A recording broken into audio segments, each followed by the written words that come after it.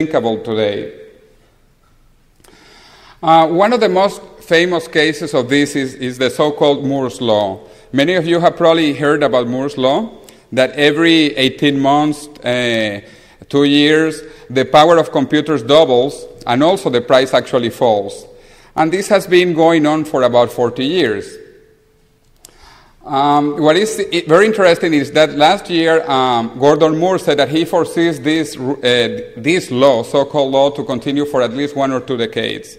And actually, I think even more, because very soon we will be working on 3-dimensional circuits. We will be working on subatomic particles, and we will be working with quantum computing. Today, everything is digital computing, like the Germans, zeros and ones, very digital mind, and with quantum computing, you have multiple possibilities. Actually, if you go to the web page forecasting the new developments on computers, top 500, they see a non-stoppable growth in these computer technologies. And this is happening in every field, not only in info technology. It is also happening in biology. Last year, I was with Craig Venter. Craig Venter, very famous for being one of the people involved with deciphering the human genome. And basically, he said that when he was working between the year 1990 and the year 2000, it cost $3 billion to read the human genome. $3 billion, and it took 10 years. He said that last year, he could have done it in just 1 year and for about $100 million. And he foresees that in 10 years, you can do it in 1 day and for $100. There is an incredible acceleration in every scientific field, because at the end, everything is information.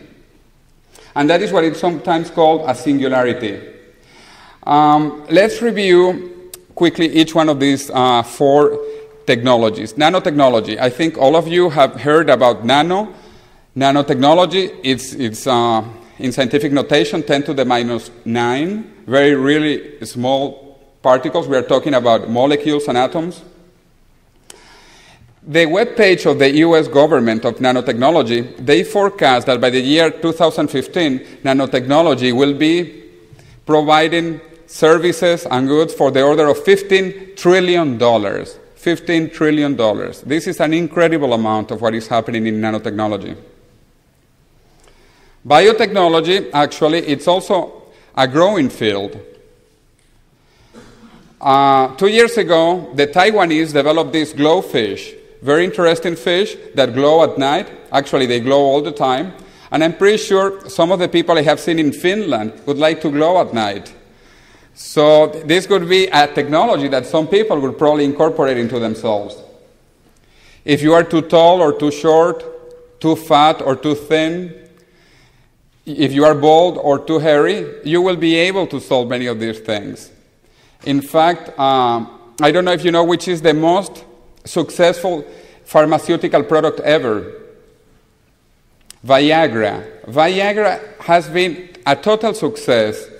And this is only the tip of the iceberg of what is coming. And I say that only the tip of the iceberg because Viagra is only useful to men and normally old men.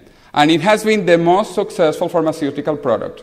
Imagine when we produce drugs that will make us more intelligent, more handsome, stronger, quicker, etc., etc., etc. Those are going to beat Viagra for a long shot.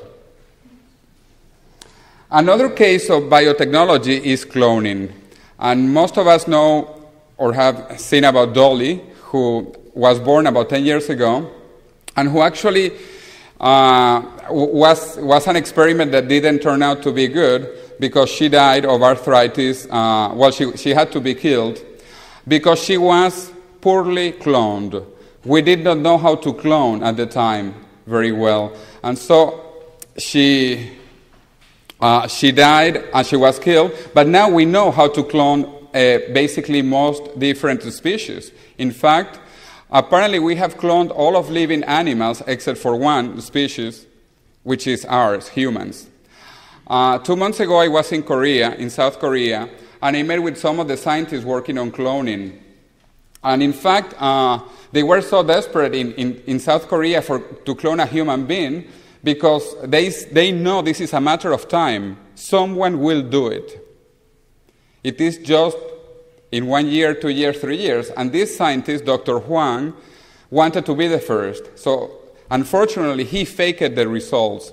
But this is, again, a matter of time. This is going to happen somewhere, sometime soon. You can look at Singapore. In Singapore, actually, Lee Kuan Yew, who created basically the state of Singapore, a few years ago, he created a city within Singapore called Biopolis. And in Biopolis, they say they will clone anything. In fact, Lee Kuan Yew cloned himself, and the current ruler of Singapore is his son. And for people in Singapore, if you know the religions of Singapore, there are many Buddhists and many Hindus.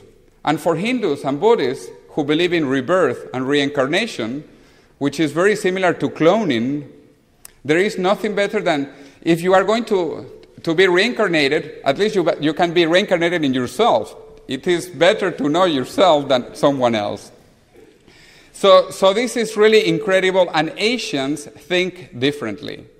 Asian culture is different in many ways. Also Russia, Russia, they are working on this. And the problem with the Russians is that you never know what they are thinking.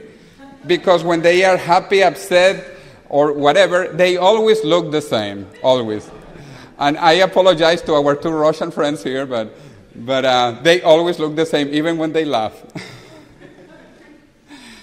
Okay, if we go across culture,